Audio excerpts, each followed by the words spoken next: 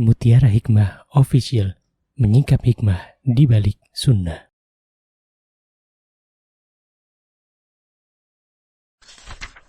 Salurkan donasi terbaik Anda untuk mendukung dakwah Mutiara Hikmah Official. Umroh akhir tahun plus Daurah Parenting Islami bersama Ustadz Hanan Yasir MA, Ustazah Imro'atul Azizah, 2 kali sholat Jumat. Kelas Daurah Parenting setiap hari. Konsultasikan dan daftarkan diri Anda sekarang juga. Mari kita ikut serta dalam pembebasan tanah wakaf untuk pembangunan Masjid Mutiara Hikmah. Bagi Anda yang ingin menyalurkan donasi, bisa melalui rekening Bank BSI di nomor rekening 2200220245 atas nama Masjid Mutiara Hikmah.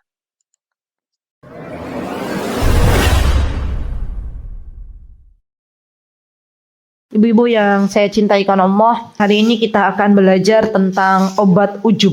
Ya, ujub itu apa sih? Ujub itu merasa dirinya paling benar, merasa dirinya paling tinggi, merasa dirinya paling hebat. Ya, maka di antara obatnya, kata Syekh Ibnu Jama'ah dalam kitab Tadhkiratus Sami' wal Mutakallim fi Adabil Alim wal Muta'allim, beliau mengatakan bahwa kita semuanya ketika Allah Azza wa Jalla berikan sebuah nikmat, maka hendaklah mengingat. Apa yang kita ingat? Yang kita ingat bahwa ilmu yang Allah beri kepada kita, fi ilmihi wa fahmihi, dan kepahaman yang Allah beri kepada kita, dan kepintaran yang Allah beri kepada kita, itu bukan semata-mata karena kita, bukan semata-mata karena usaha kita, gitu ya. Wa fasahatihi maksudnya ketika kita membaca Al-Quran dengan fasih, ketika kita mengucapkan sebuah kata-kata dengan fasih, membuat akhirnya orang lain terpesona dengan kata-kata kita, itu bukan karena kita punya kosakata yang banyak, bukan, tapi karena Allah yang telah mengizinkan kita untuk mengeluarkan kata-kata dari lisan kita. Jadi sekali lagi bahwa semua ini datangnya dari Allah, dan ini adalah amanah dari Allah Subhanahu wa taala. Ketika kita mengandalkan diri kita, ketika kita mengatakan kepada diri kita naudzubillah, wah kita hebat, wah kita ini keren, bisa sukses dan lain sebagainya, maka ingat Allah itu zat yang akan membolak-balikan keadaan. Banyak kasus manusia yang membangga-banggakan dirinya dengan harta, akhirnya Allah Azza wa Jalla tenggelamkan dengan hartanya. Siapakah beliau? Qarun. Ya. Ada kasus di mana manusia berbangga-bangga dengan kekuasaannya, akhirnya Allah tenggelamkan di lautan. Siapakah beliau? Fir'aun. Dan mereka-merekalah yang seharusnya kita ambil pelajaran betapa kesombongan itu adalah sesuatu yang bisa menghancurkan kehidupan manusia. Ya. Jadi kalau kita merasa ada sifat sombong, na'udzubillah summa na'udzubillah, di dalam hati, maka kita meminta kepada Allah, Allahumma inni a'udzubika minal jubn, Allahumma inni a'udzubika minal ujub. Ya, kita berlindung kepada Allah. Ya Allah, hamba memohon perlindungan kepada Engkau dari sifat ujub, dari sifat sombong. Ya, hamba memohon perlindungan kepada Engkau dari sifat merasa paling benar. Ya, karena orang kalau sudah merasa paling benar, ibu-ibu, ada yang memberikan nasihat kepadanya mental. Ya, nggih mboten? Iblis laknatullah, iblis, kenapa iblis dikeluarkan dari surganya Allah Subhanahu wa taala? Karena sombong. Dia mengatakan bahwa Adam terbuat dari tanah, sedangkan saya terbuat dari api, kata iblis. Ya. Dan iblis itu tidak mau memberikan penghormatan kepada Nabi Adam alaihissalam, tidak nurut sama Allah Azza wa Jalla. Maka ketika itu Allah Azza wa Jalla menurunkan iblis ke muka dunia. Ya, kenapa? Awalnya karena iblis sombong. Jadi kita ibu-ibu, ketika Allah berikan amanah, adanya sesuatu yang Allah beri, baik itu ilmu, harta, kekuasaan, anak-anak, rumah, semuanya adalah titipan dari Allah Subhanahu wa taala. Tidak ada satupun dari kita yang bisa memiliki apa-apa yang Allah beri, karena sejatinya semuanya akan diminta oleh Allah Subhanahu wa ta'ala. Seseorang yang senantiasa mindsetnya adalah apa-apa ini adalah titipan dari Allah, maka dia tidak akan berat ketika harus melepaskannya. Orang yang paling berat melepaskan sesuatu itu ketika dia merasa bahwa itu miliknya. Nggih mboten? Ya. Padahal semuanya datang dari Allah. Jangan pernah kita katakan, oh saya pintar karena banyak baca buku. Ya. Oh saya alim karena banyak baca Quran. Jangan, wallahi jangan. Kenapa? Karena Allah Azza wa Jalla yang memberikan itu semuanya. Kalaulah bukan pertolongan dari Allah, kita nggak bisa baca buku. Kalaulah bukan pertolongan dari Allah, kita nggak bisa yang namanya baca Al-Quran. Dan di antara akhlak yang mulia adalah ketika seseorang mengatakan kepada orang lain bahwa fulanah lebih baik daripada saya. Dan inilah sifat tawadhu. Ya, jadi sombong itu kebalikannya tawadhu. Berendah hati, bukan rendah diri. Dan para ulama sudah menjelaskan hal ini ya akhwat, bahwa salah satu cara agar kita itu berendah hati, maka kita katakan ketika ada orang yang lebih besar usianya, kita katakan Masya Allah ibu tersebut ya usianya sudah lebih tua daripada saya, artinya beliau sudah lama ya hidup di dunia, berarti amal solihnya sudah lebih banyak daripada saya. Ketika kita melihat anak muda, maka kita katakan ya hidup saya lebih banyak, hidup dia belum lama, berarti dosanya anak muda ini lebih sedikit daripada saya, gitu ya. Ketika kita selalu melakukan hal tersebut, maka insya Allah kita akan menjadi pribadi-pribadi yang tawadhu, jauh dari sifat sombong. Ya. Dan ingat bahwa di atas langit masih ada langit. Ya, insya Allah. Dan orang-orang yang tawadhu, orang-orang yang rendah hati karena Allah, itu Allah akan angkat derajatnya, ibu-ibu. Masya Allah, Allah yang akan angkat derajatnya. Di mana? Di dunia dan di akhirat. Masya Allah. Dan ini kita ajarkan kepada anak-anak kita. Anak-anak kita, kalau pas lapor kepada kita, ya laporan lah. Umah, ibu, ya. Hari ini alhamdulillah ujiannya dapat 100, misal. Maka kita mulai, ya. Didik anak kita bukan dengan ucapan lisan, wah anak mami, anak ibu pinter sekali, gitu ya. Masya Allah, Allahumma barik, misal. Kan kita sekarang sudah berilmu ya ibu-ibu, alhamdulillah ya. Kalau mau muji anak kita, kita ucapkan Masya Allah, Allahumma barik. Bukan hanya sampai di situ, oh, kamu keren, kamu hebat, anak mama, kamu pintar, Masya Allah, Allahumma barik.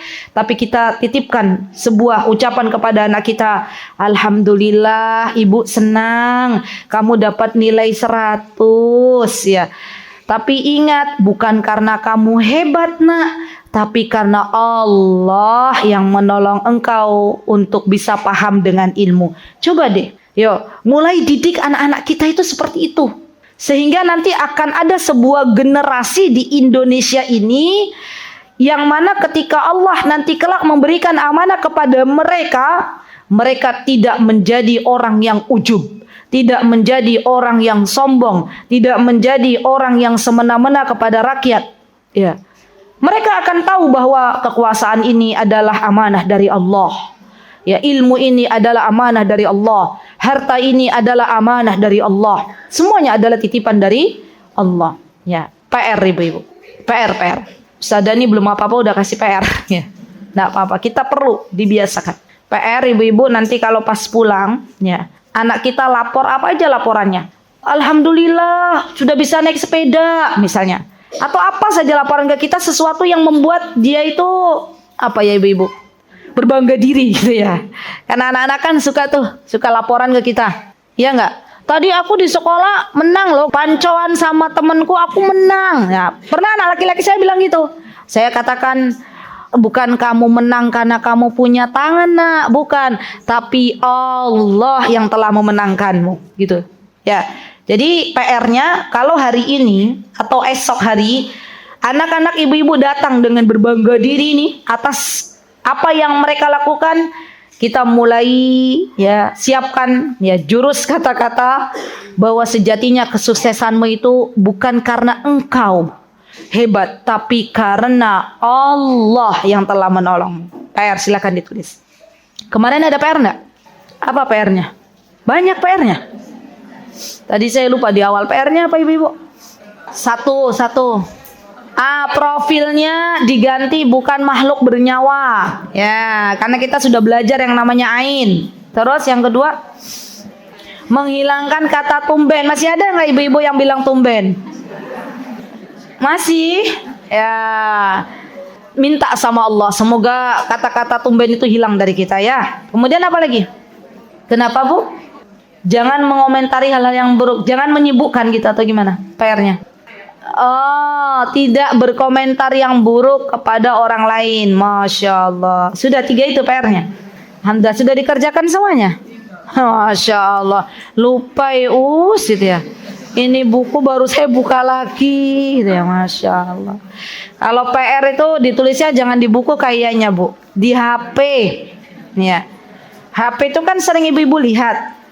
Kemudian disematkan. Nah, biar kita ingat terus, oh ini PR ini. Ya. Dibintangi. Ya. Jadi PR-nya hari ini, kalau anak kita datang kepada kita menunjukkan diri mereka, berbangga diri dengan kesuksesannya, kita katakan, nak, itu semua bukan karena kamu pintar. Itu semuanya bukan karena kamu belajar tadi malam. Itu semuanya bukan karena kamu hebat.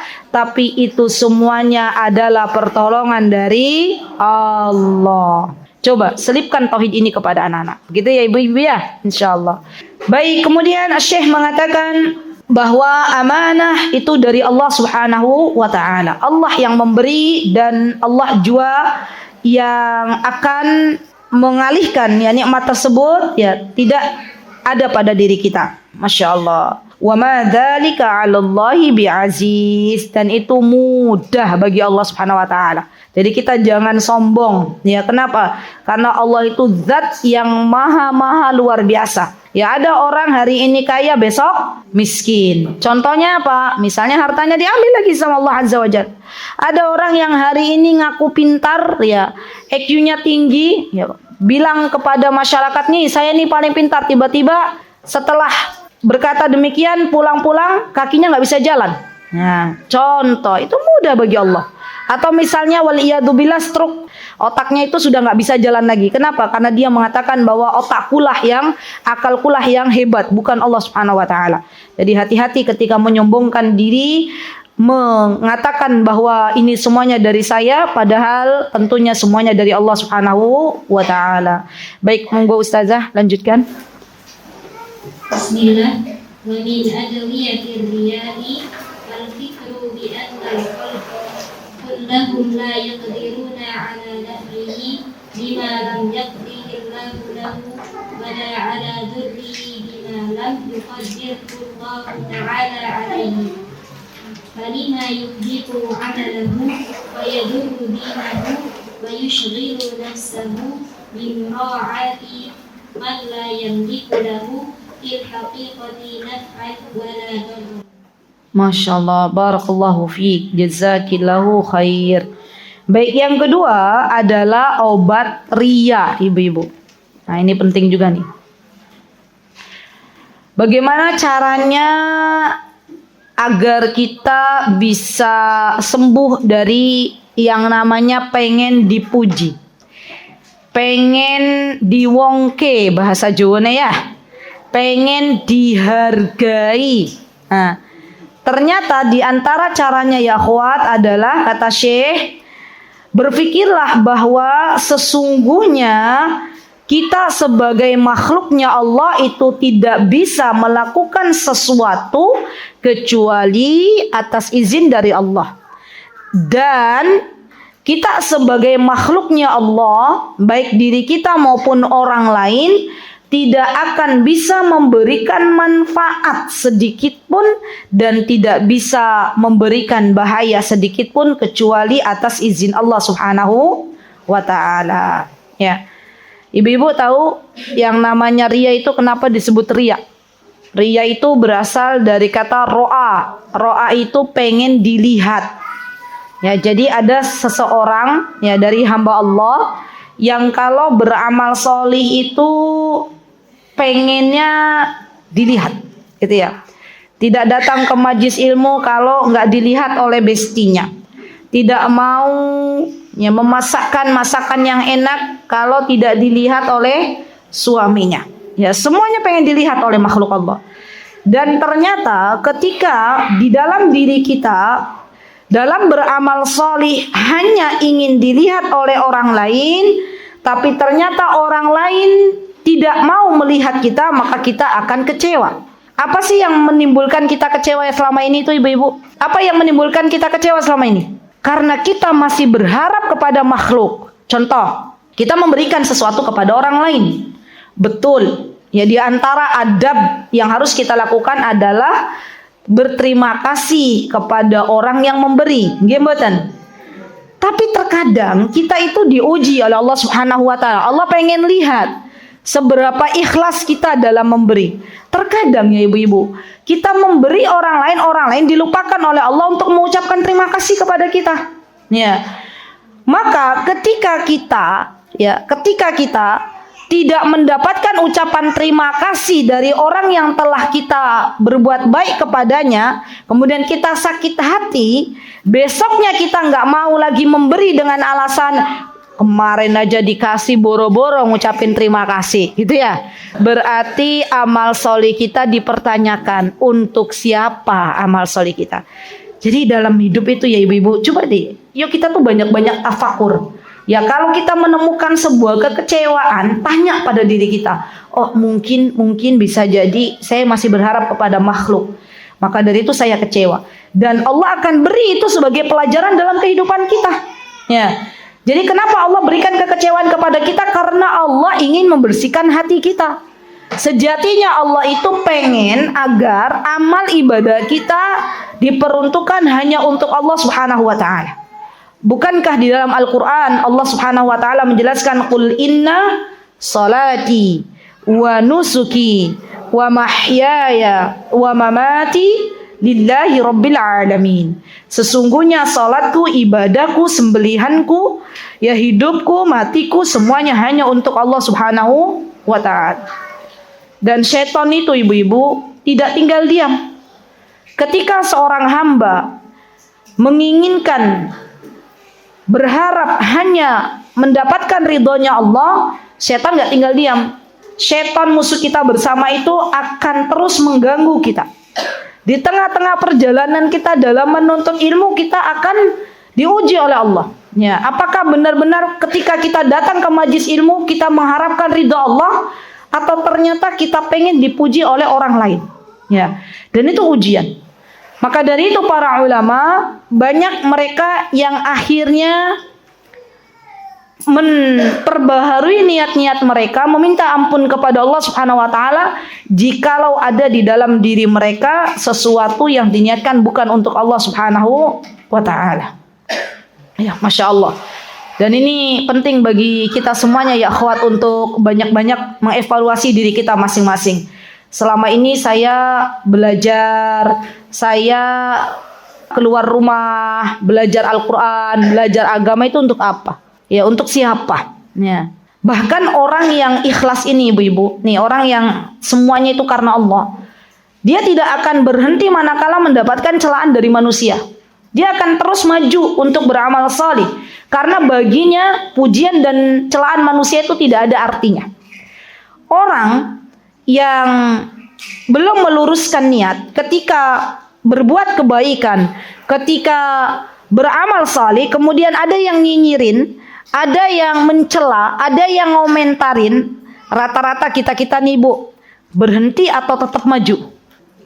Berhenti sejenak. Nggih mboten? Oh yo nggak enak, kok wong liyo kok yo ngomong kayak gini, gitu kan Bu? Ya. Makanya bahasa tumben itu harus dihilangkan. Ibu-ibu biasanya nggak pernah datang ke majelis ilmu, tiba-tiba ibu-ibu datang ke majelis ilmu. Temennya bilang, karena temennya juga masih baru di sini, tumben, gitu ya. Adanya di sini, ya. Biasanya kan di warung, misal. Seorang hamba Allah ini, kalau niatnya karena Allah, besoknya tetap berangkat. Walaupun temannya bilang tumben. Tapi kalau niatnya sakit hati karena temannya bilang tumben, dia nggak akan datang lagi. Iya nggak Bu? serba salah. Ngaji dibilang tumben ya. Di warung dibilang nggak datang-datang ke pengajian. Capek Bu, kita hidup itu kalau ngurusin komentar orang lain. Ya. Nggak akan jalan kita hidup ya ketika kita mengurusi komentar orang lain. Orang lain tuh akan terus berkomentar. Ibu-ibu pernah nggak dengar kisah seorang ayah sedang berjalan dengan putranya membawa keledai? Ya, pernah dengar? Ayah ini ketika membawa keledai, tahu keledai nggak ibu-ibu? Di mana ibu-ibu tahu? Di kebun binatang. Oke. Tapi tidak ada ya kalau di Indonesia tuh keledai di rumah-rumah gitu ya. Belum ada ya? Dulu kami di Yaman tuh keledai tuh peliharaan rumah. Iya. Jadi tetangga-tetangga kami tuh pada punya keledai. Tujuannya untuk apa? Keledai itu untuk ngangkut barang. Jadi misalnya tetangga kami punya kambing, karena di Yaman tuh banyak orang-orang memelihara kambing. Ya di sana masih banyak ya, Masya Allah. Orang-orang Badui, orang-orang asli Yaman tuh yang memelihara kambing. Nah biasanya untuk ngangkat rumput tuh pakai keledai, bukan kedelai ya. Kalau yang orang kayanya itu keledai itu bagi yang biasa aja. Kalau yang orang kaya juga masih punya peternakan kambing, ngangkut rumputnya pakai mobil Land Cruiser. Land Cruiser.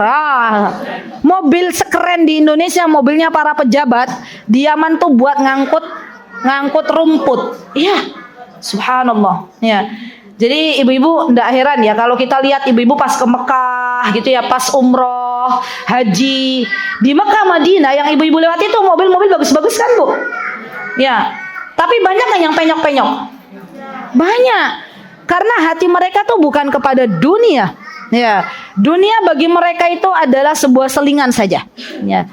Hiburan saja tapi bukan fokusnya di sana. Ya, fokusnya mereka ada di akhirat. Fokusnya mereka ada di ibadah.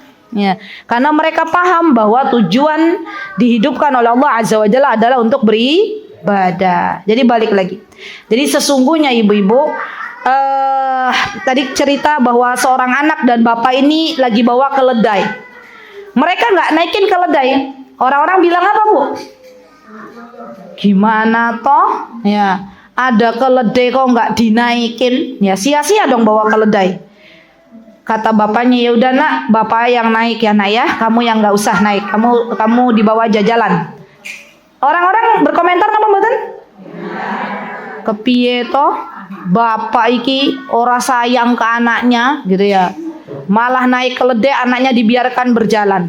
Akhirnya orang ini bilang apa? Ya sudah nak, kamu yang naik keledai. Apakah orang-orang berhenti berkomentar? Enggak juga. Apa kata orang-orang? Kepiye toh anak nggak beradab gitu ya, bapaknya dibiarkan berjalan. Ya wis yo nak, kita naik keledai semua wah. Setelah naik keledai semua, apakah orang lain berkomentar? Iya. Iki bapak karo anak podo-podo ora punya adab ya. Keledainya kecil ditunggangin berdua ya. Subhanallah. Jadi itu secara tidak sadar ya Bu. Kadang gini loh ya. Yuk kita introspeksi diri. Kadang yang membuat capek hidup itu karena komentar orang lain. Nggih mboten? Dan kita itu masalahnya kita pakai kehidupan dengan pola perasaan. Wanita itu kalau tidak disibukkan dengan ilmu, maka akan disibukkan dengan perasaannya. Banyak orang-orang belum mau meninggalkan maksiat, tapi sudah tahu bahwa itu adalah sesuatu yang dilarang karena ndak enak. Ya. Ndak enak. Nanti kalau aku ndak ikut-ikutan seperti itu, mbok yo nanti, mbok yo nanti apa kata orang. Coba, banyak nggak di dalam kehidupan kita? Banyak. Ya. Subhanallah. Padahal kita itu dikubur sendirian. Nggih mboten Bu? Kita nanti ketika menuju Allah, apakah bareng-bareng dengan rombongan atau sendiri-sendiri? Sendiri-sendiri. Kita sadar dengan hal itu.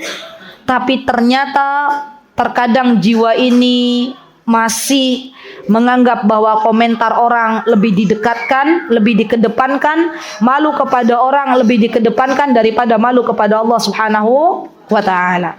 Jadi sekali lagi bahwa di antara obat ria meyakini bahwa tidak ada yang bisa memberikan manfaat dan mudarat kecuali Allah. Orang-orang yang meyakini hal ini, dia tidak akan mencari muka. Dia tidak akan bermuka dua. Tahu bermuka dua? Dia tidak akan di sana senang dan di sini senang. Dia tidak akan melakukan asal babeh senang. Nih, tahu asal babeh senang nggak? Pokoknya semua yang atasan perintahkan kepada saya lakukan, walaupun itu harus akhirnya bermaksiat kepada Allah. Ya, banyak nggak di antara kita begitu? Banyak. Padahal sadar yang memberikan rizki itu bukan atasan kita, tapi yang memberikan rizki adalah Allah. Jadi kalau ada sesuatu yang bertentangan dengan apa-apa yang Allah Azza wa Jalla perintahkan, maka ya ketika itu kita putuskan ya bahwa lebih baik mundur daripada kita tetap berjalan dalam sesuatu yang tidak baik. Saya kemarin berjumpa dengan salah satu ibu-ibu. Di mana saya berjumpa sebentar? Kalau tidak Sabtu, Ahad. Saya Ahad kemarin di Rejodani, Sabtu saya mengisi di ibu-ibu ya, pengurus tahsin di Cafe de Jawi ya, di daerah Ring Road ya, ada De Jawi namanya ya. Itu ada ibu-ibu bilang ke saya, Assalamualaikum Ustazah, saya jamaah antum di Masjid Al Hidayah Purwosari gitu ya. Intinya beliau cerita ke ana bahwa putranya beliau ya bekerja di sini. Akhirnya ada momen di mana beliau putranya pengen umroh, tapi sama pihak tempat dia bekerja tidak izinkan kalau umrohnya 2 pekan. Ya, maka putranya beliau lebih memilih resign. Ya, karena yang namanya umroh itu kan ibadah, ibu-ibu. Ibu-ibu kalau umroh hanya 2 hari, ya bukan 2 hari, 2 hari ya nggak nyampe ya. 5 hari itu habis di perjalanan. Ya. Dari Jakarta menuju Jeddah atau dari Jakarta menuju Madinah itu sudah menghabiskan ya kira-kira 9 jam. Ya. Belum nanti dari Madinah ke Mekah. Kalau dari Jeddah ke Mekah baru ke Madinah, ya. Dan itu kurang lebih menghabiskan waktu pulang pergi 2 hari. Nah, kalau 5 hari tidak cukup. Maka ketika dia minta izin 2 pekan tidak diizinkan untuk ibadah umrah, sudah dia resign. Ya. Ada lagi ibu-ibu ya jamaah yang beliau kemarin hajian, ya. Beliau izin untuk haji, tidak diberikan cuti haji, ya, oleh perusahaannya. Padahal itu Masya Allah beliau sudah menjabat tempat gitu ya di perusahaan itu. Akhirnya beliau resign. Sudah, saya lebih memilih Allah daripada kedudukan di mata manusia. Masya Allah. Dan inilah orang-orang yang betul-betul menggunakan hidupnya untuk Allah. Ya. Dan orang-orang yang meninggalkan sesuatu karena Allah, pasti Allah akan ganti dengan yang lebih baik. Itu pasti, Ibu. Jadi jangan sampai kita rela kerja tapi kita tidak diberi waktu untuk beribadah. Jangan sampai kita rela mati-matian mencari uang tapi kita tidak ingat dengan Allah. Ingat bahwa yang memberikan kepada kita uang itu bukan atasan kita, tapi yang memberikan kita uang adalah Allah. Yang bisa menjauhkan kita dari mara bahaya itu bukan atasan kita, tapi yang bisa memberikan kita ya mara bahaya adalah Allah. Yang bisa menahan dari mara bahaya adalah Allah. Ya Masya Allah. Jadi itu yang harus kita benar-benar katakan pada diri kita. Jadi kalau ada sesuatu nih Bu ya dalam hati kita, ya Allah, nanti gimana ya kalau saya nggak menjilat atasan saya, misal menjilat bahasanya, nyari muka ya di sama atasan saya, nanti bisa-bisa kontrak saya nggak diperpanjang gitu ya, contoh ya.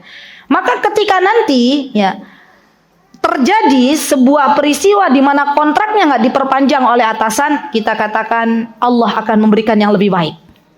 Allah akan memberikan yang lebih baik. Dan itu banyak sekali Masya Allah orang-orang yang baru berhijrah, terutama orang-orang Jakarta, jamaah umrah itu yang bercerita, Ustaz, Alhamdulillah, kenapa setelah saya meninggalkan sesuatu ya karena Allah, karena saya pengen mendapatkan ridha Allah, Allah beri pekerjaan yang lebih baik ya.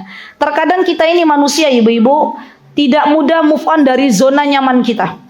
Padahal kita tahu di zona nyaman itu ada sesuatu yang bertabrakan dengan apa-apa yang diperintahkan oleh Allah dan Rasulnya.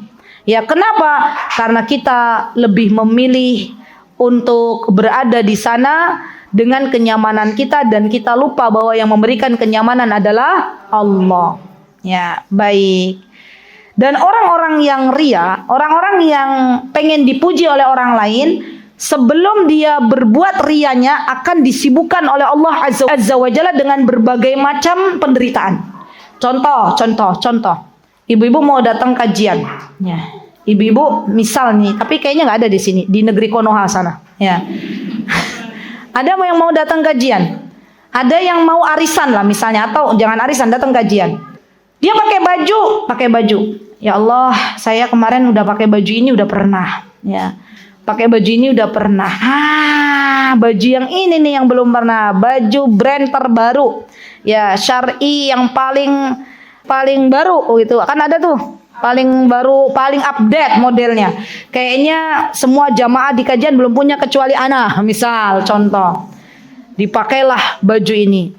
Tiba-tiba nggak ketemu kerudungnya yang pas. Ya. Padahal bajunya udah dipakai. Oh, bajunya warna biru kok nggak nemu kerudung warna biru. Gitu ya. Akhirnya apa? Akhirnya pusing sendiri dia. Ya. Beli kerudung warna biru yang datang tidak sesuai dengan yang diinginkan. Ya. Capek nggak tuh orang begitu? Capek. Ya. Maka dari itu ketika kita menutup aurat, ya niatkan karena Allah. Ketika kita memakai kaos kaki, niatkan hanya untuk Allah. Kalau sesuatu diniatkan untuk Allah, maka kita ringan untuk menjalankannya. Dan kita tidak lagi ribet dengan perkataan manusia, karena sejatinya yang kita cari bukan pujian manusia, tapi yang kita cari adalah ridhonya Allah.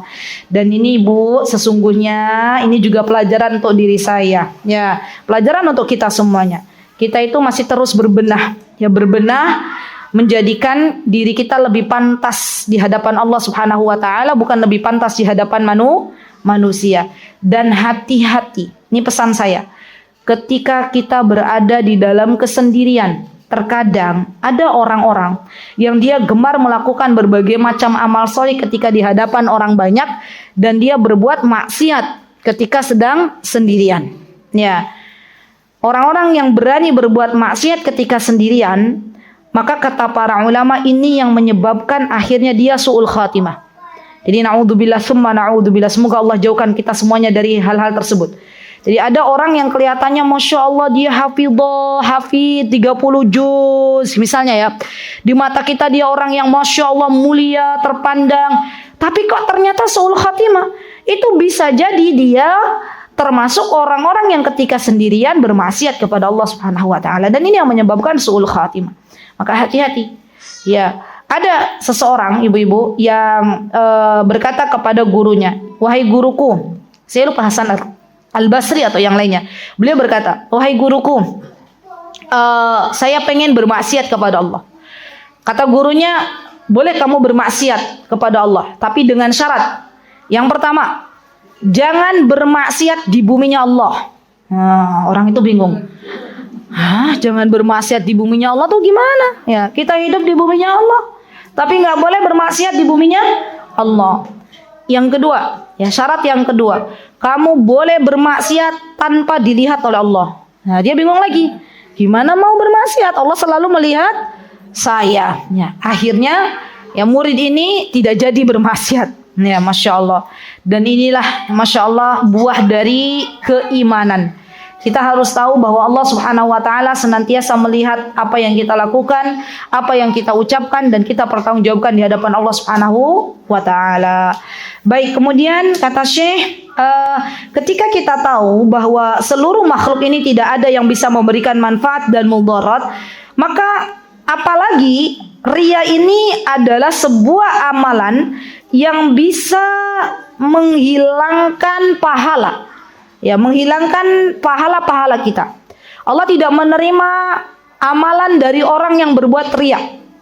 Bahkan riya ini ya ibu-ibu, Masya Allah, termasuk dari bagian syirik kecil yang dosanya lebih besar daripada dosa besar. Paham dah maksudnya? Jadi gini, membunuh itu syirik atau dosa? Dosanya kecil atau besar? Oke, berzina. Itu syirik atau dosa? Dosanya besar atau kecil? Ria ini lebih besar daripada dosa membunuh, daripada dosa berzina. Karena ria itu syirik kecil, dan syirik kecil itu lebih besar daripada dosa besar. Paham enggak maksudnya ibu-ibu? Kata para ulama, yang namanya syirik kan ada dibagi dua tuh. Ada syirik kecil, ada syirik besar. Maka ria ini termasuk syirik kecil. Kenapa? Karena sesungguhnya ibadah dia bukan untuk Allah tapi untuk makhluk. Maka kata para ulama, sesungguhnya ria ini, syirik kecil ini jangan dianggap remeh. Karena dosanya lebih besar daripada dosa besar itu sendiri. Bisa dipahami ibu-ibu? Jadi orang kan banyak nyepelekan. Membunuh itu kan dosa besar. Alhamdulillah saya nggak membunuh. Saya jauh dari yang namanya membunuh gitu ya. Berzina. Dia berzina. Dia berdosa besar tuh gitu ya. Tenang aja, saya juga nggak berzina. Dia menganggap dirinya itu selamat. Tapi ternyata selama ini apa yang dilakukan hanya ingin dilihat oleh orang lain. Paham ibu-ibu? Padahal dosanya lebih besar daripada dosa-dosa besar. Insya Allah. Maka dari itu Rasulullah SAW mewanti-wanti kita. Apa kata beliau? Tidak ada yang aku khawatirkan dari umatku, kata Rasulullah. Masya Allah ya. Rasulullah tuh nggak khawatir dengan keluarganya, nggak mengkhawatirkan dirinya, tapi yang beliau khawatirkan tuh kita sebagai umatnya. Apa kata baginda Rasulullah? Tidak ada yang lebih mengkhawatirkanku untuk kepada umatku kecuali umatku melakukan sesuatu bukan untuk Allah, kecuali karena umatku itu riya, gitu ya. Artinya banyak umat dari Nabi kita Muhammad SAW yang tergelincir dalam riya, banyak, yang nggak satu dua, banyak. Ya, tapi hanya orang-orang yang diberikan taufik oleh Allah Subhanahu Wa Taala yang selamat. Ya, jadi kita meminta kepada Allah, doa yang sudah pernah ibu-ibu hafal dibaca kembali. Allahumma inna na'udzubika min an nusyrika bika wa nahnu na'lam wa nastaghfiruka lima la na'lam. Itu kan udah tuh. Masih ada doanya? Sudah hafal? Belum. Baiklah, enggak apa-apa ya. Tulis lagi. Mau pakai nahnu atau pakai saya? Mau pakai kami atau saya? Saya. Allahumma inni a'udzubika.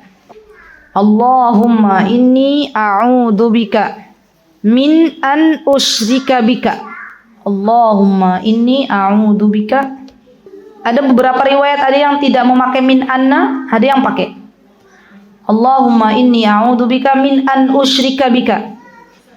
Usyrika bika. Wa ana a'lam. Wa ana a'lam wa astaghfiruka lima la a'lam wa astaghfiruka lima la a'lam. Allahumma inni a'udzubika an usyrika bika wa ana a'lam wa astaghfiruka lima la a'lam. Allahumma inni a'udzubika min an usyrika bika. Enggak ada min ya, an usyrika bika. Allahumma inni a'udzubika an usyrika bika wa ana a'lam wa astaghfiruka lima la a'lam. Ini yang lebih kuat. Allahumma inni a'udzubika an usyrika bika wa ana a'lam wa astaghfiruka lima la a'lam. Lima la a'lam. Allahumma ya Allah, a'udzubika, hamba berlindung kepadamu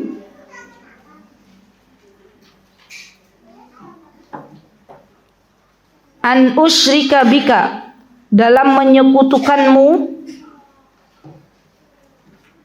wa ana a'lam,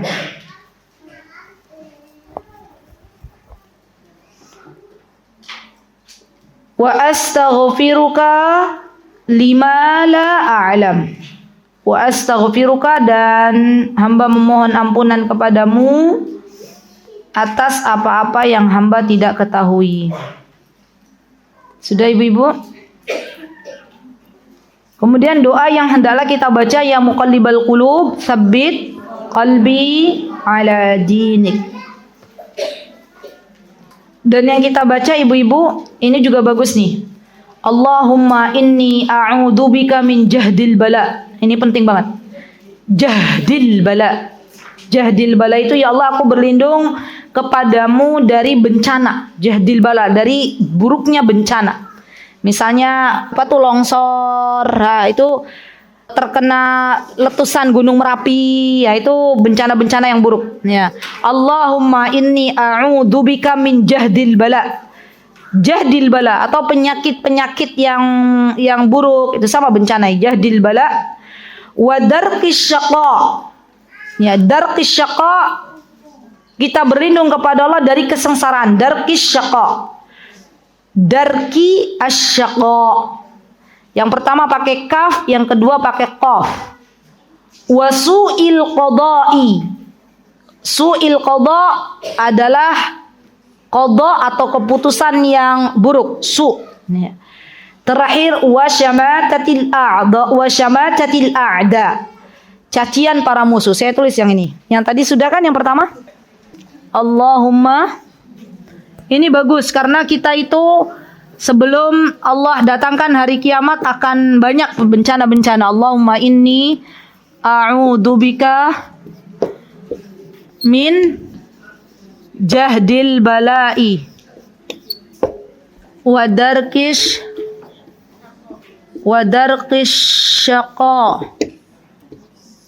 syaqa'i, apa lagi? Wa su'il qada'i wa syamatatil a'da'i. Allahumma inni a'udzu bika min jahdil bala'i wa darqish syaqa'i wa su'il qada'i wa syamatatil a'da'i. Kelihatan enggak?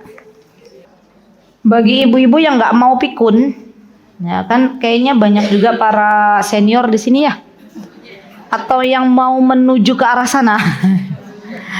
Maka doanya Allahumma inni a'udzubika min an uradda ila ardalil umur. Allahumma inni a'udzubika min an uradda ila ardalil umur. Itu kita minta perlindungan biar nggak pikun. Ya, mau ditulis simbah-simbah. Tulis ya. Ini penting ini biar nggak pikun ibu-ibu. Orang pikun tuh nggak enak. Ya. Anaknya bilang sudah makan Mbah, dereng. Padahal baru 5 menit yang lalu makan. Ya. Ingatannya memendek. Dan obat biar nggak pikun banyak baca Quran. Ya. Mau simbah-simbah mau nggak nih? Kalau nggak mau nggak saya tulis. Mau. Tulis Allahumma, ini doa yang harus kita baca ya. Inni a'udzubika min an uraddil umur, apa? Uraddil umur. Allahumma inni a'udzubika min an uraddil umur. Allahumma inni a'udzubika min an uradda ila ardalil umur. Min an uradda min an uradda ila ardalil umur. Uradda ila Allahumma inni a'udzubika min an uradda ila ardalil umur. Ardalil umur. Ah, ini dah terakhir doa ini ya. Oke, yuk dibaca dari atas ya ibu-ibu yuk. Allahumma inni a'udzubika min jahdil bala'i wa darqis syaqa'i wa su'il qada'i wa syamatatil a'da'i. Terus yang kedua, Allahumma inni a'udzubika min an uradda ila ardalil umuri. Oke, tulis. Allahumma inni a'udzubika wasyaqai. Oke, ini ternyata ndak ada ayatnya, sebentar ibu-ibu. Ini hilangnya. Satu ini. Wa darqis syaqai wa su'il qada'i wa syamatatil a'da'i. Jadi ini hanya hamzah saja. Syaqai, asyaqa. Ibu-ibu semua tuh ada doanya. Ibu-ibu lihat orang lain ya, melihat keburukan orang lain, orang Jawa bilang amit-amit jabang bayi. Ya. Padahal itu ada doanya. Alhamdulillahilladzi afani mimma ibtalaha bihi wa faddalani ala katsirin mimman khalaqa tafdila. Kata Rasulullah, barang siapa yang membaca doa, ya doa itu ketika melihat keburukan orang lain, ketika melihat sesuatu yang menimpa musibah kepada orang lain, maka dia tidak akan tertimpa musibah yang sama. Masya Allah. Daripada bilang apa bu? Amit-amit jabang bayi. Ya. Belum tentu itu musibah tidak mengenai kita, kan bisa jadi mengenai kita, nggih mboten. Tapi yang sudah pasti jaminannya original itu apa? Doanya Rasulullah Sallallahu Alaihi Wasallam. Sepertinya Mbak Tias, suatu hari kelak kita baca, kita buka fikih doa. Ya, ibu-ibu mau belajar fikih doa? Mau ya, semoga Allah mudahkan ya ibu-ibu ya, amin. Baik, sampun ibu-ibu, nanti dipoto lah ya, boleh. Ya, sekarang belajar lagi. Baik. Kemudian Rasulullah SAW menyebutkan man samma'a samma'allahu bih wa man ra'a ra'allahu bih. Gini, barang siapa yang amal solihnya pengen didengar oleh orang lain. Oh, fulana tuh Masya Allah keren, dia itu dermawan di kampungnya. Ya, jadi kita ya dermawan kepada orang lain, kita ngasih banyak, itu pengen didengar biar jadi orang yang paling dermawan di kampungnya.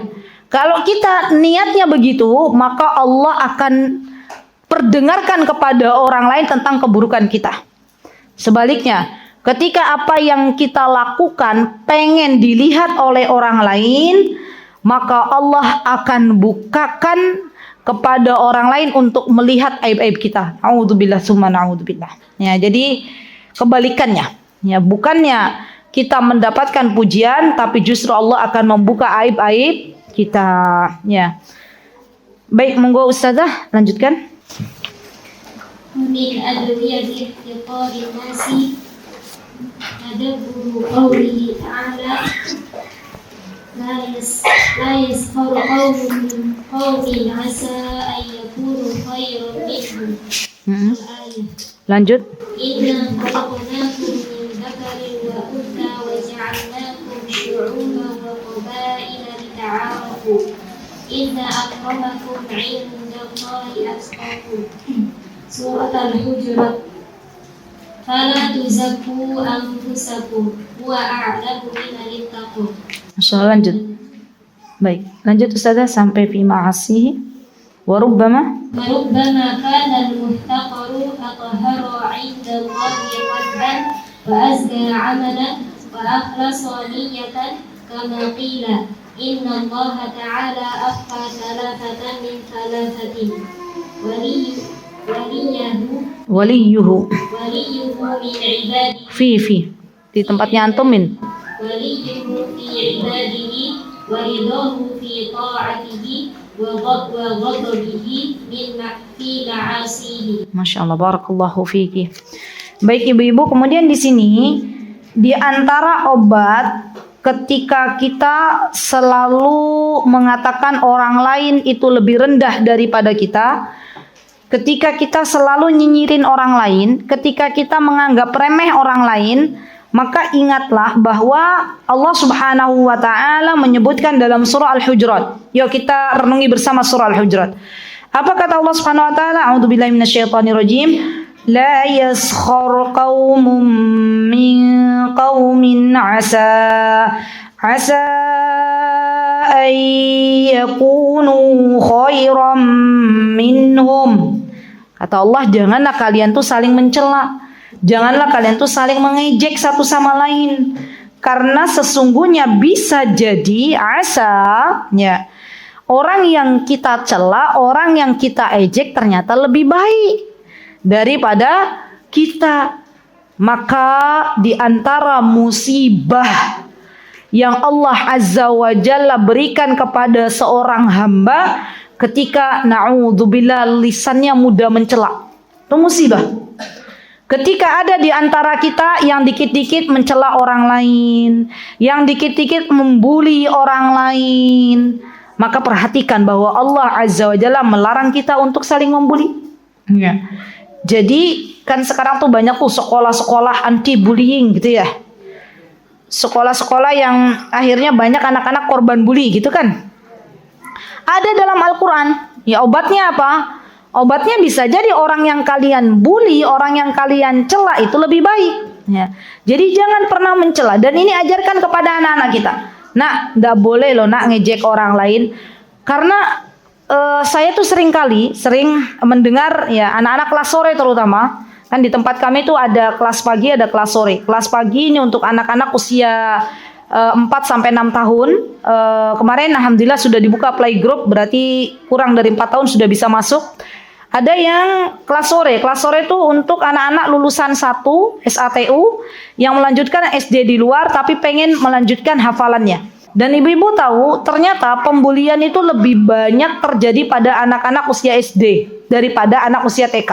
Ya. Dan pernah saya menjumpai salah satu anak yang dia membuli temannya, kamu nakal katanya gitu ya. Terus kamu bandel. Saya dengar dari meja makan itu, saya lagi baca, terus saya langsung, siapa itu anaknya?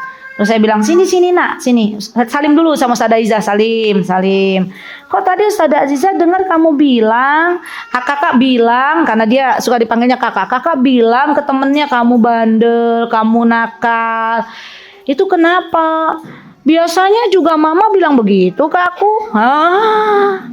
Ternyata ya dia membuli, ya datangnya dari siapa pertamanya? Ibunya. Namanya anak laki-laki mungkin kan aktif ya. Ibunya secara tidak sadar bilang, kamu koyo nakal banget toyo, bandel banget toyo. Belum lagi ngomel selanjutnya, anak sopo toyo. Ya subhanallah, ya hati-hati ya akhwat. Ya. Padahal yo anak panjenengan, ya. Anak ibunya, tapi kadang kita berkata begitu, masya Allah. Jadi ingat apa yang kita ucapkan, apa yang kita perbuat semuanya ditiru oleh anak-anak. Daripada kita ngejek orang, daripada kita membuli orang, lebih baik kita mendoakan. Ya, sepakat ya ibu-ibu ya, sepakat. Jadi kalau kita lihat ada sesuatu yang tidak baik pada diri orang lain, ya kita doakan. Semoga Allah ya mensolihkan anakmu. Semoga Allah menjadikan anakmu yang aktif ini, masya Allah, imam di Masjidil Haram. Kan senang orang didoain begitu. Ya Allah, saya pernah tuh ibu-ibu. Umahat bawa anak ke majelis, ya. Anaknya tuh kecil-kecil, tahu nggak? Kecil-kecil, runut-runut tuh loh. Ya. Itu dibawa semua ke majelis ilmu, ya. Masya Allah, masya Allah. Terus saya tanya kepada para umahat itu, ya, anaknya tuh aktif, ya. Naik-naik gitu. Terus saya tanya waktu itu, mungkin yang pernah ikut di teras Quran tahu kejadian ini. Saya tanya, Ibnu Abbas, ya. Ibu-ibu, siapa namanya Ibnu Abbas? Gak ada yang jawab. Anak laki-laki ini yang kerjaannya kalau ikut kajian sama ibunya muter-muter, Abdullah gitu. Saya kaget. Siapa yang jawab? Masya Allah anak ini. Dia bilang Abdullah. Masya Allah, Allahumma barik, Masya Allah. Kemudian saya panggil, sini. Ini ada hadiah dari Allah. Lihat, anak-anak itu kadang, ibu-ibu, walaupun mereka itu muter-muter kayak kitiran, tapi apa yang kita sampaikan tuh masuk. Masya Allah, Allahumma barik, Masya Allah, semoga Allah memberkahi putranya jamaah itu. Jadi Masya Allah, Allah beri anak kecil-kecil gitu, Masya Allah, diajak ke majlis ilmu, ya karena beliau juga bawa anak kecil, jadi tidak bisa diawasi, Masya Allah. Jadi kalau kita lihat anak-anak yang aktif, tolong ibu-ibu jangan kita bully, ya. Apalagi misalnya anak mau berangkat ke masjid, ya anak mau berangkat ke masjid nih, artinya kan dia punya rasa cinta tuh ke masjid. Kalau kita mau melepaskan anak ke masjid, ibu-ibu tolong disonding dulu. Anak ini diberitahu dulu, ya. Apa yang kita katakan kepada anak kita? Nah, nanti di masjid tidak lari-lari ya. Di masjid beradab ya. Masjid itu rumahnya Allah. Yang tenang ya. Kalau waktunya duduk, duduk. Gitu loh. Jadi anak tuh paham. Karena banyak sekarang itu masjid-masjid yang kalau dengar anak-anak ribut tuh, keluar gitu ya. Pernah ibu-ibu menemukan peristiwa itu? Akhirnya anak ini ketika besar, wah ini tempat ini nih, ya serem ini gitu ya. Saya nggak mau datang ke sana lagi. Ya, pernah diusir dari tempat ini. Ya Allah. Jadi tidak boleh ibu-ibu kita melabeli anak-anak kita, mencela anak-anak kita, mencela kawan kita, mencela orang lain, tidak boleh.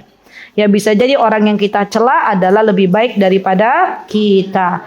Kemudian Allah Subhanahu wa taala berfirman, "Inna khalaqnakum min dzakari wa unsa wa ja'alnakum syu'uban wa qabaila lita'arafu. Inna akramakum 'indallahi atqakum." Kata Allah, sesungguhnya yang paling baik di hadapan Allah adalah orang yang paling bertakwa. Bukan orang yang cantik, yang paling cantik, bukan orang yang paling kaya, bukan orang yang paling pintar, bukan orang yang paling hebat, tetapi sejatinya orang yang terbaik di mata Allah adalah orang yang paling bertakwa. Dan orang yang paling bertakwa itu bukan berarti dia lama sholatnya, dia lama puasanya, tapi termasuk orang yang bertakwa manakala ia memiliki hati yang bersih. Ya, jadi ibu-ibu, ini pelajaran untuk kita. Kalau kita melihat orang lain di sini kan warubbama kanal muhtaqar. Saya baca dulu ayatnya, fala tuzakku anfusakum wa huwa a'lamu biman ittaqa. Janganlah kita mensucikan diri kita, ya. Padahal Allah Azza wa Jalla yang lebih tahu dari siapa yang orang yang bertakwa. Wa rubbama kanal muhtaqar atharu 'indallahi qalban. Masya Allah, lihat nih ibu-ibu pelajaran. Kata Syekh, wa rubbama, barangkali, rubbama tuh barangkali. Orang yang kita cela selama ini, orang yang kita hina selama ini, ternyata dia punya hati yang lebih bersih di hadapan Allah. Dia nggak mudah berburuk sangka. Dia tidak mudah untuk menyerah. Dia hanya berharap kepada Allah. Dia berbaik sangka kepada Allah. Memaafkan orang lain. Bisa jadi. Kita yang sudah lama ngaji, maafkan orang lain berat. Ya. Muncul, dia pernah begini, dia pernah begitu. Gitu ya. Berat rasanya memaafkan orang lain. Tapi ternyata Masya Allah, fulana. Yang kita cela ternyata dia adalah orang-orang yang dilembutkan hatinya oleh Allah. Mudah memaafkan kesalahan orang lain. Masya Allah. Dan itu bisa terjadi ya akhwat. Jadi kita itu tidak boleh menyombongkan diri kita karena kita sudah lama mengaji. Bisa jadi orang-orang yang saat ini belum diberikan hidayah oleh Allah. Ya ternyata dia lebih bersih hatinya daripada kita. Ya. Jadi kata Syekh, ya kita harus melihat orang lain tuh begitu. Oh dia hatinya lebih bersih daripada kita. Wa azka amalan, dan mungkin orang lain amalannya lebih ikhlas, lebih bersih, lebih suci. Kita puasa pengen dapat pujian orang lain, kita baca Al-Quran biar dipuji kita seorang qari, tapi dia ketika berderma, ketika dia melakukan sebuah kebajikan, dia niatnya hanya untuk Allah Subhanahu wa taala. Wa akhlasu niyyah. Dia mengikhlaskan niatnya hanya untuk Allah. Qila innallaha ta'ala akhfa thalathan fi thalatha. Allah Subhanahu wa taala menyembunyikan 3 perkara dari 3 perkara. Apa itu? Walihu fi ibadi. Allah menyembunyikan wali-walinya Allah. Allah tuh punya wali di dunia ini. Siapakah walinya Allah? Wali Allah adalah orang-orang yang dekat dengan Allah. Maka Allah sembunyikan. Maksudnya Allah ingin wali ini tidak terkenal gitu. Sudah Allah sembunyikan. Ya. Allah jadikan walinya Allah ini benar-benar menjadikan amal solihnya hanya untuk Allah, bukan untuk ketenaran. Termasuk bagian dari sesuatu yang harus kita jauhi adalah ketenaran, Bu. Kepopuleran. Nah, keterkenalan lah ya. Nah, itu harus kita jauhi. Kenapa? Karena, Bu, ada masanya ibu-ibu sudah menjadi orang yang tenar. Itu nggak enak. Ya, kemana-mana diawasi, betul. Bukan sama KPK ya. Ya. Sampai ada, coba ibu-ibu lihat, artis-artis itu kan terkenal. Kemana-mana mereka pakai topi nggak? Mereka pakai ganti kostum ya. Kenapa? Karena kalau merekanya jalan-jalan pasti banyak ibu-ibu yang minta foto. Iya nggak ibu-ibu? Iya, maka dari itu jangan pernah kita tuh punya niat, ya Allah saya pengen terkenal. Gak enak Bu, saestu gak enak. Mending kita jadi orang biasa-biasa aja. Ya, mending kita jadi orang biasa-biasa saja. Gak enak, sama sekali gak enak. Saya pun kalau bisa gak terkenal, gak usah terkenal. Ya, justru kalau kita ada orang ya saya pernah waktu itu mau terapi gitu ya. Terus saya bilang insya Allah ibu nanti terapinya ke rumah ya gitu ya. Oh iya Bu gitu. Beliau manggil saya ibu, oke. Terus yang terapis ini datang. Kemudian saya bilang dari dalam, monggo ibu silahkan masuk. Beliau diem. Sebentar, kok suaranya khas banget ya? Nun sewu niki Ustazah Azizah. Astagfirullahaladzim. Saya langsung astagfirullahaladzim. Mau bilang enggak bohong ya kan? Enggak Bu saya. Jadinya gitu ya. Gak enak Bu. Benar, mending kita nggak usah terkenal sama sekali. Ya, nggak terkenal itu lebih enak. Ya, terkenallah di mata Allah itu jauh lebih keren gitu ya daripada terkenal di mata manusia. Jadi ingat bahwa keterkenalan itu sesuatu yang menyakitkan. Semoga Allah Azza wa Jalla menerima amal ibadah kita. Amin. Baik, waridahu fi taati, dan Allah menyembunyikan, masya Allah, keridhoannya dalam ketaatan kepada Allah. Jadi orang-orang yang memurnikan niatnya hanya untuk Allah, ya maka Allah akan sembunyikan nih orang-orang ini. Ya, tidak Allah jadikan dia terkenal. Ya masya Allah. Wa ghadabihi fi ma'asi, dan Allah itu murka. Ya Allah itu marah kepada orang-orang yang gemar bermaksiat. Ya dalam kemaksiatan kepada Allah. Tapi dengan kasih sayangnya Allah, terkadang Allah menunda hukuman. Ya contoh misalnya, ada orang yang dia tidak sholat enggak, ngaji enggak, boro-boro datang ke majlis taklim, puasa Ramadan enggak, tapi Allah kasih kekayaan yang banyak. Pernah ibu-ibu lihat itu? Ada kalanya kalau kita tidak berilmu, kita katakan, ya Allah saya ngaji terus, saya sholat terus, saya puasa terus, kok yo segini-gini aja. Ya, dia yang sholat enggak, puasa enggak, ngaji enggak, tapi kok kaya gitu ya. Itu dia Bu lagi dalam kondisi sedang istidraj. Sudah itu dibiarkan, ya Allah kasih. Tapi ingat ada suatu masa ya Allah akan mengadabnya. Gitu ya. Jadi jangan pernah kita membandingkan diri kita dengan orang lain. Ya kalau orang lain diberikan kenikmatan dunia, yang perlu kita lakukan adalah kita iri kepada orang lain yang sudah berlari menuju Allah Subhanahu wa taala, memperbanyak amal ibadah, tapi kita masih tetap di tempat. Ya. Orang lain sudah punya hafalan Al-Quran 1 juz, 2 juz, 3 juz, tapi kita masih di juz 30. Nah, kita harus mengejar. Orang lain sudah belajar mengamalkan ilmu, tapi kita belum mengamalkan ilmu. Orang lain sudah mengerjakan PR dari gurunya, tapi kita belum kerjakan. Nah, pada bagian-bagian itu yang seharusnya kita berfastabiqul khairat. Begitu ya. Baik, insyaallah nanti untuk wa minal akhlaqil mardiyah, ini karena butuh beberapa penjelasan tentang taubah, ikhlas, yakin, takwa. Insyaallah kita akan bahas di pertemuan yang berikutnya. Semoga apa yang kita dapatkan pada hari ini Allah jadikan sebagai ilmu yang bermanfaat, dan jangan lupa kerjakan PR-nya. Tulis di HP masing-masing biar tidak lupa. Dan apabila ada kebenaran tentunya datang dari Allah Subhanahu wa taala. Apabila kesalahan datangnya dari saya pribadi, saya memohon maaf yang sebesar-besarnya. Aqulu qouli hadza wa astaghfirullah li wa lakum wa akhiru da'wana alhamdulillahirabbil alamin. Wassalamualaikum warahmatullahi wabarakatuh. Mutiara Hikmah Official, menyingkap hikmah di balik sunnah.